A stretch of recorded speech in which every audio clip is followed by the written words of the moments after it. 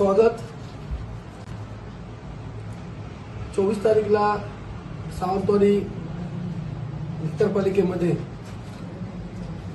आमची मीटिंग झाली, पहिलीच मीटिंग होती आणि त्या मीटिंगमध्ये अशा काही गोष्टी घडल्या, त्यामुळे सन्माननीय नगराध्यक्ष मॅडमना पत्रक काढावं लागलं आणि ते पत्रक मी तुमच्या माध्यमातून पत्राच्या माध्यमातून वाचण्यात आलं की त्यांनी असा आरोप केला की एका महिलेचा अपमान झालेला आहे। पहिली गोष्ट म्हणजे आणि काही नगरसेवकांनी तो माझा अपमान केला। मला असं वाटतं की तुम्ही सगळेजण तिथं होता, त्या गोष्टीला विरोध मीच केला होता, त्याच्यामुळे हे 100% मला लागू होतं म्हणून मी बोलतो,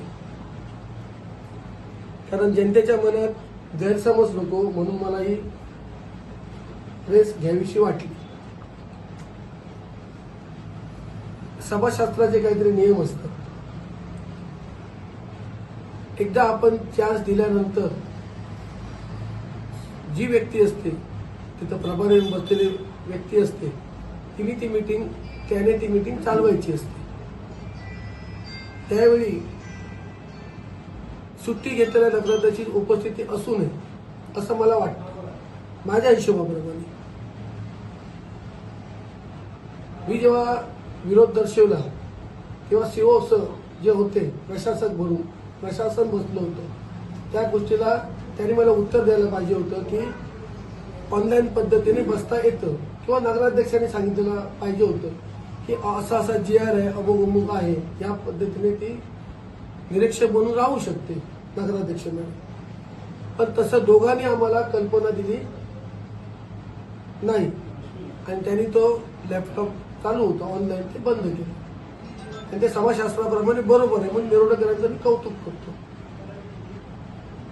की त्याने योग्य रीतीने ती मीटिंग हाताळली। आणि मीटिंग ही जरी एक आम्ही काही गोष्टींना विरोध केला, ते विरोध हा होतोच, मीटिंग म्हटल्यानंतर विरोध दावे प्रतिदावे आलेच, पण निरोधकांचं मनापासून अभिनंदन करतो आणि सांगू इच्छितो नगराध्यक्ष मॅडमना, आमचा हेतू कोणाचा अपमान करणं, आमच्यावर चांगले संस्कार झाले, त्यामुळे आम्ही कधी महिलेचा अपमान केला नाही। 25 वर्ष राजकारण करतो, उगाच तुम्ही राजकारण करून माझ्या भानगडीत पडू नका।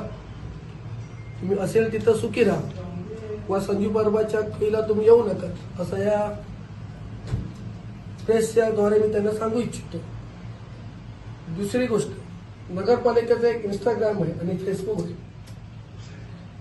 हे फेसबुक आणि इंस्टाग्राम कशासाठी ठेवलं तर आरोग्य विषयक, स्वच्छता अभियान, माझी वसुंधरा, शासकीय स्कीम असतील, याच्यासाठी ते इंस्टाग्राम आणि फेसबुक ओपन केलेलं आहे। त्याच्यावर सिंधुदुर्ग लाईव्हची जी बातमी आली होती, त्याने जे पत्रक दिलं होतं ते मॅडमनी त्याच्यावर टाकलं।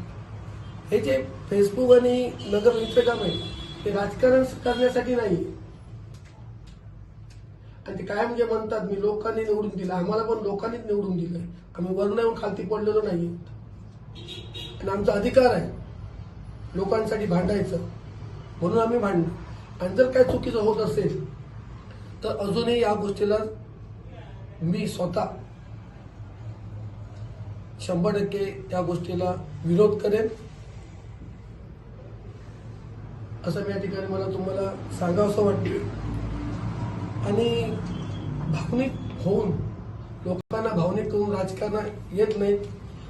तुम्ही 12 कोटीच्या नगराध्यक्ष आहात, त्याच्यामुळे परत परत लोकनियुक्त लोकांनी केलं हे मला तुम्ही सांगू नका आणि बोलायला भाग पाडू नका।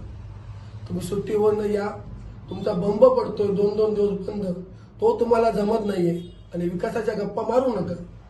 एकदा बंब बंद पडला, आम्ही टेक्निकल मुद्दा समजू शकतो, कारण इन्सुलिन आग लागली तरी यांचा बंब बंद, त्याच्यामुळे पहिले बंब काय ती दुरुस्ती करा आणि त्याच्यानंतर ते काय ते निरीक्षक म्हणून येतात ते काय ते बघा। आणि उद्या सुद्धा आमची मीटिंग आहे, त्या मीटिंग मध्ये सुद्धा आम्हाला जे काम अर्थसंकल्पावर बोलायचं आहे, कशी चिरफाड करायची आहे, ती मी उद्या चिरफाड करेन।